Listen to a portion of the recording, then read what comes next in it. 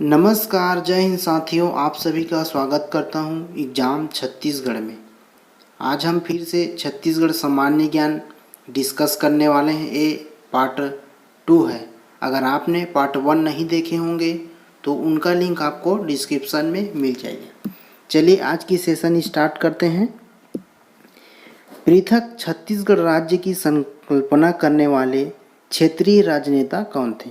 पृथक छत्तीसगढ़ राज्य की संकल्पना करने वाले क्षेत्रीय राजनेता कौन थे? Option A Motilal Vora, option B Pandit Sundarlal Sharma, option D Kailash Nath Katju, option D Pandit Ravishankar Shukla. तो चलिए सही उत्तर टिक कीजिएगा। तो हमारा सही उत्तर हो जाएगा पंडित सुंदरलाल शर्मा। पृथक छत्तीसगढ़ राज्य की संकल्पना करने वाले क्षेत्रीय राजनेता कौन थे? पंडित सुंदरलाल शर्मा थे। चलिए अगला क्वेश्चन की ओर। देश के कोयला भंडार में छत्तीसगढ़ प्रदेश का योगदान कितना प्रतिशत है? देश के कुल कोयला भंडार में छत्तीसगढ़ प्रदेश का योगदान कितना प्रतिशत है? 16% या 16.36% या 18% या 19%? तो इसका सही जवाब हो जाएगा ऑप्शन सी 18%।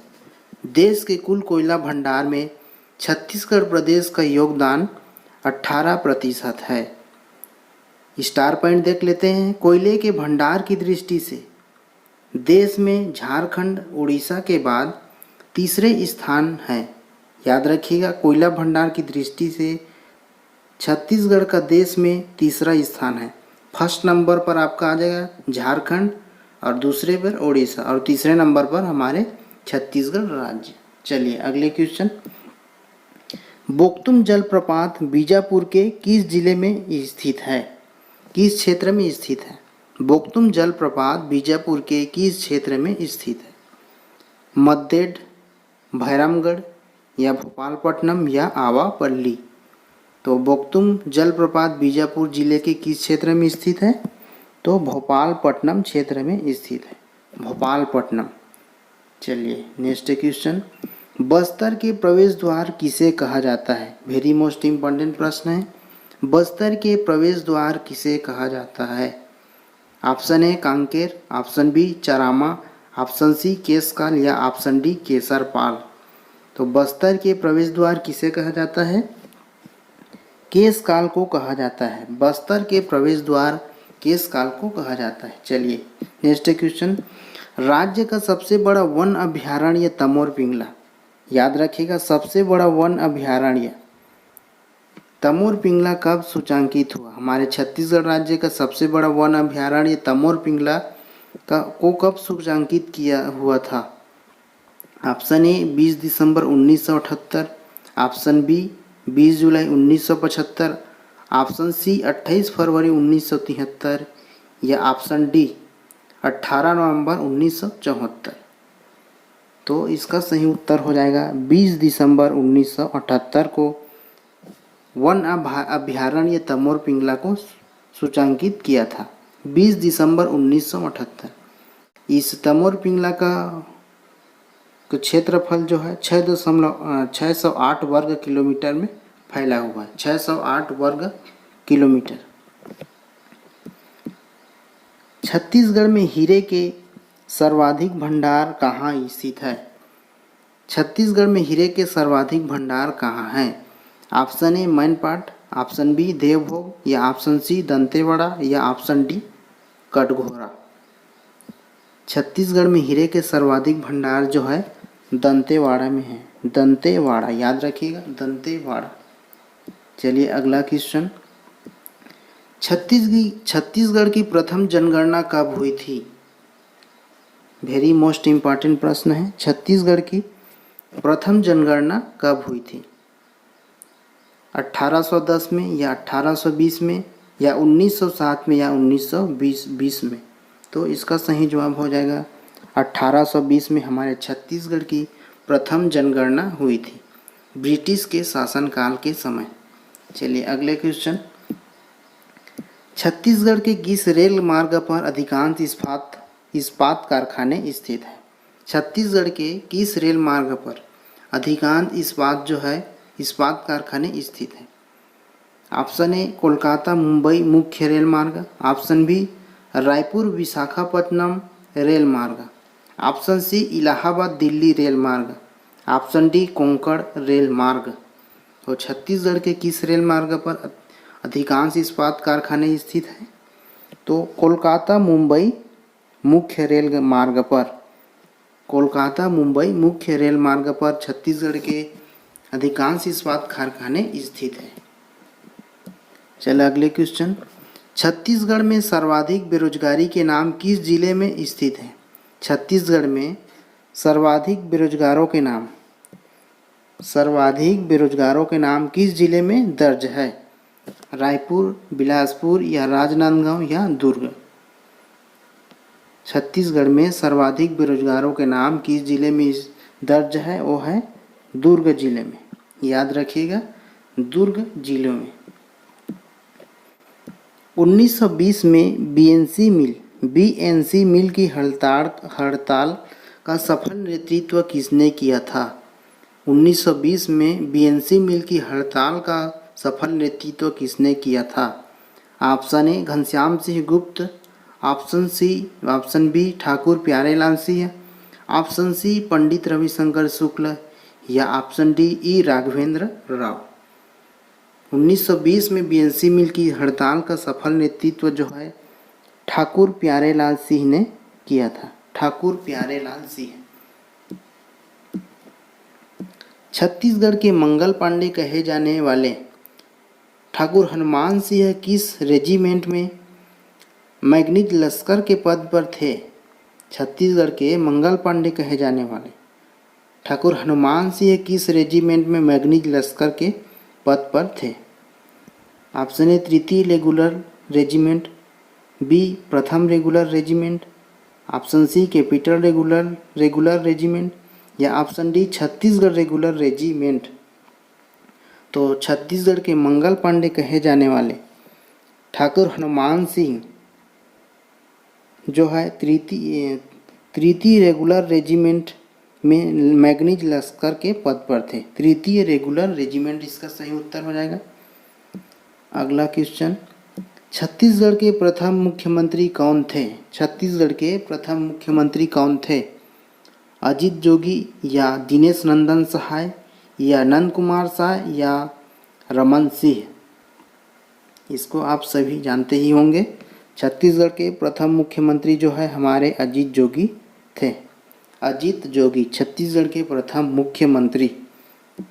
ले अगले क्वेश्चन, छत्तीसगढ़ राज्य का उच्च न्यायालय स्थित है? छत्तीसगढ़ राज्य का उच्च न्यायालय स्थित है रायपुर में, बिलासपुर में या दुर्ग में या रायगढ़ में? तो इसका सही उत्तर हो जाएगा आपके बिलासपुर में। छत्तीसगढ़ राज्य का उच्च न्यायालय स्थित है बिलासपुर में। नेक्स्ट क्वेश्चन, छत्तीसगढ़ के महान समाज सेवक गहिरा गुरु किस जनजाति समुदाय के थे? छत्तीसगढ़ के महान समाज सेवक गहिरा गुरु किस जनजाति समुदाय के थे? Option A Kanwar, option B Gond, option C Korku या ऑप्शन डी बिंझवार? तो छत्तीसगढ़ के महान समाज सेवक गहिरा गुरु जो है कंवर जनजाति समुदाय के थे। कंवर जनजाति समुदाय के थे। रुद्र प्रताप युगीन बस्तर में स्त्री विक्रय की प्रथा को क्या कहा जाता है? रुद्र प्रताप युगीन बस्तर में स्त्री विक्रय की प्रथा को क्या कहा जाता है? Option A Morwahi, option B Ghitorni, option C Ghanti Poni या ऑप्शन डी घट भरनी? ये भी मोस्ट इम्पॉर्टेंट प्रश्न बनता है। तो इसका सही उत्तर हो जाएगा घंटी पोनी। रुद्र प्रताप युगीन बस्तर में स्त्री विक्रय की प्रथा को घंटी पोनी कहते हैं। घंटी पोनी कहते हैं, याद रखिएगा। अंधी मछलियों के लिए प्रसिद्ध चूने के अवक्षेपों वाली गुफा। अंधी मछलियों के लिए प्रसिद्ध चूने के अवक्षेपों वाली गुफा कौन है? जोगीमारा गुफा या घुटुमसर गुफा या सिंघनपुर की गुफा या सीता बेंगरा गुफा? तो अंधी मछलियों के लिए प्रसिद्ध चूने अवक्षेपों वाली गुफा कौन सी है? वो है कुटुम्बसर की गुफा। याद रखिएगा, कुटुम्बसर की गुफा। यह गुफा जो है कांकेर घाटी राष्ट्रीय उद्यान में स्थित है। आपको ये भी पूछ लिया जाएगा प्रश्न में कि कांकेर घाटी राष्ट्रीय उद्यान में कौन सी गुफा जो है अवस्थित है?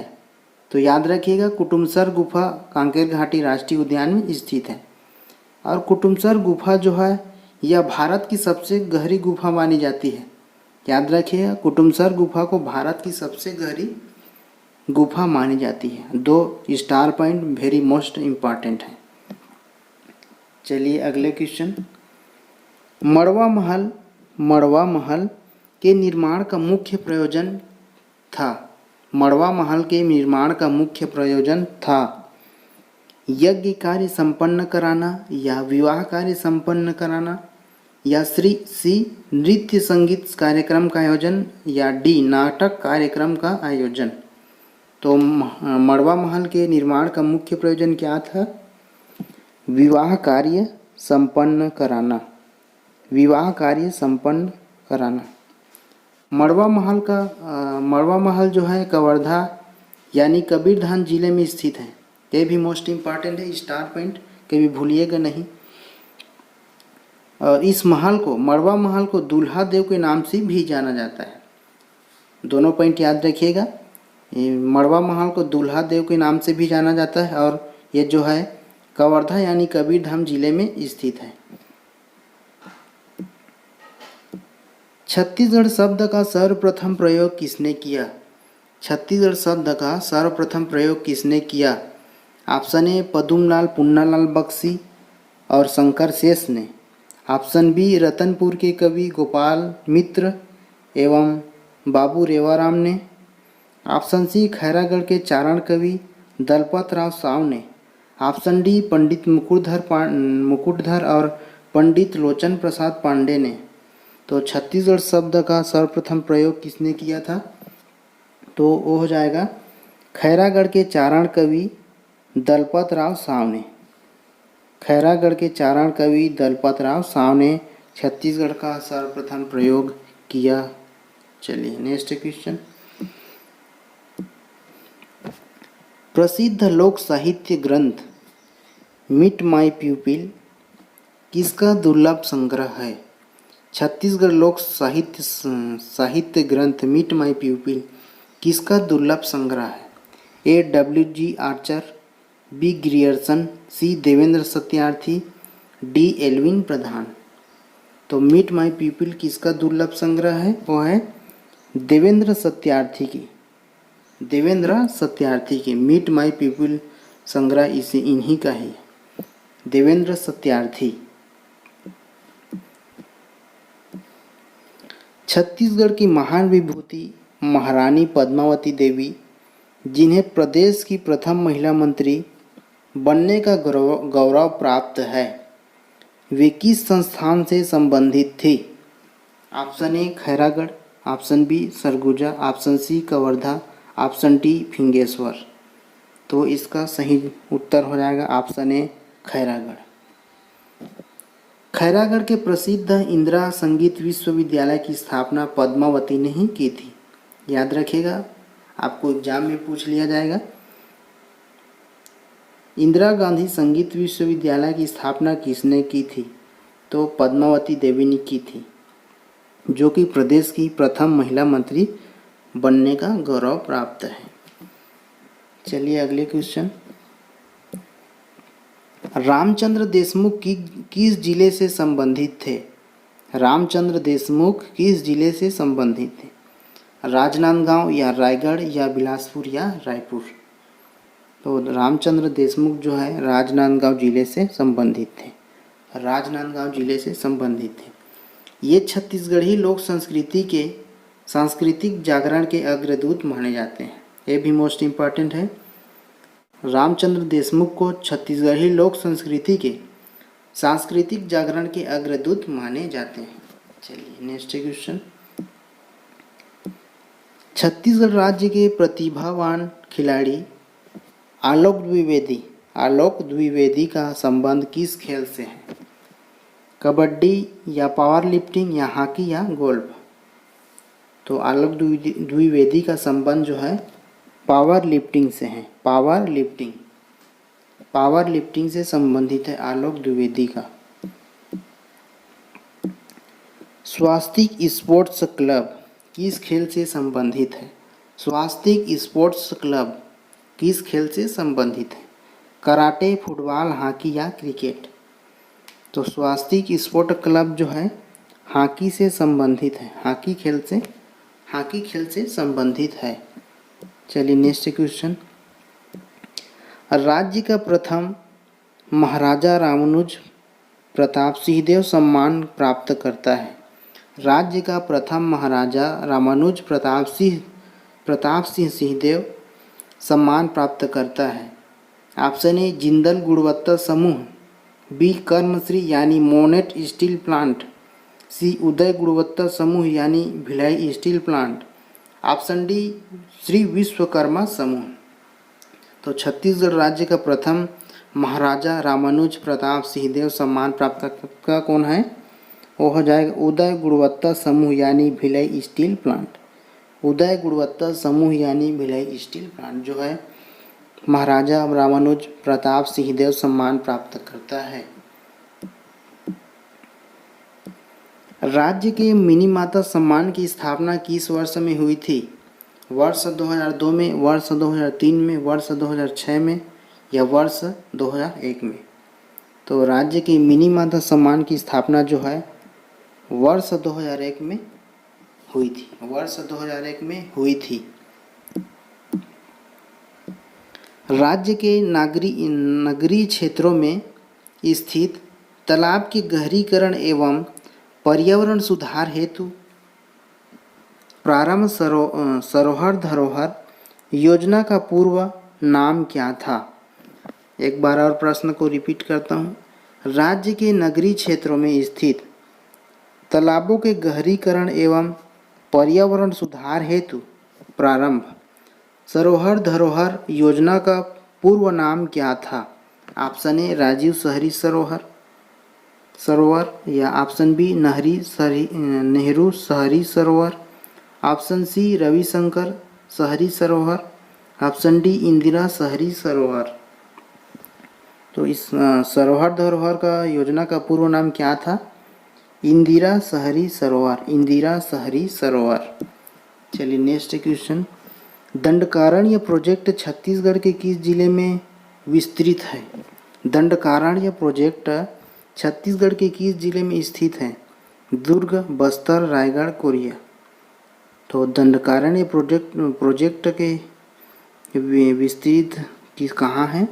दुर्ग जिले में है। दंडकारण्य प्रोजेक्ट यानी दुर्ग जिले। छत्तीसगढ़ के मोटे खाद्यान्न कोदो कुटकी की कितने हेक्टेयर क्षेत्र में खेती की जाती है? ए लगभग 130,000 हेक्टेयर लगभग, और बी में है लगभग 162,000 हेक्टेयर, सी लगभग 140,000 हेक्टेयर और डी लगभग 150,000 हेक्टेयर। तो छत्तीसगढ़ के मोटे खाद्यान्न कोदो कुटकी की कितने हेक्टेयर में खेती की जाती है? तो है लगभग 162,000 हेक्टेयर। लगभग 162,000 हेक्टेयर। कोदो कुटकी खरीफ की फसल है, याद रखिएगा। कोदो कुटकी जो है खरीफ की फसल है, जो कि धान होने के बाद इसको बोया जाता है। जनजातियों में प्रचलित स्थानांतरित कृषि को क्या कहते हैं? जनजातियों में प्रचलित स्थानांतरित कृषि को क्या कहते हैं? ऑप्शन ए चल कृषि, बी पेंदा कृषि या सी अस्थायी कृषि या गौण कृषि। तो जनजातियों में प्रचलित स्थानांतरित कृषि को पेंदा कृषि कहते हैं। पेंदा कृषि। चलिए अगले क्वेश्चन। इस सेशन का हमारा अंतिम प्रश्न है और वेरी मोस्ट इम्पॉर्टेंट है। छत्तीसगढ़ का प्रथम मासिक समाचार पत्र कौन सा था? छत्तीसगढ़ का प्रथम मासिक समाचार पत्र कौन सा था? Option A Chhattisgarh Jhalak, option B Chhattisgarh Mitra, option C Mahakaushal, option D Chhattisgarh Yug. तो छत्तीसगढ़ का प्रथम मासिक समाचार पत्र कौन सा था? तो इसका सही जवाब हो जाएगा बी छत्तीसगढ़ मित्र, जो छत्तीसगढ़ का प्रथम मासिक समाचार पत्र था। फिर मिलते हैं नेक्स्ट सेशन में, तब तक के लिए जय हिंद, जय भारत, जय छत्तीसगढ़।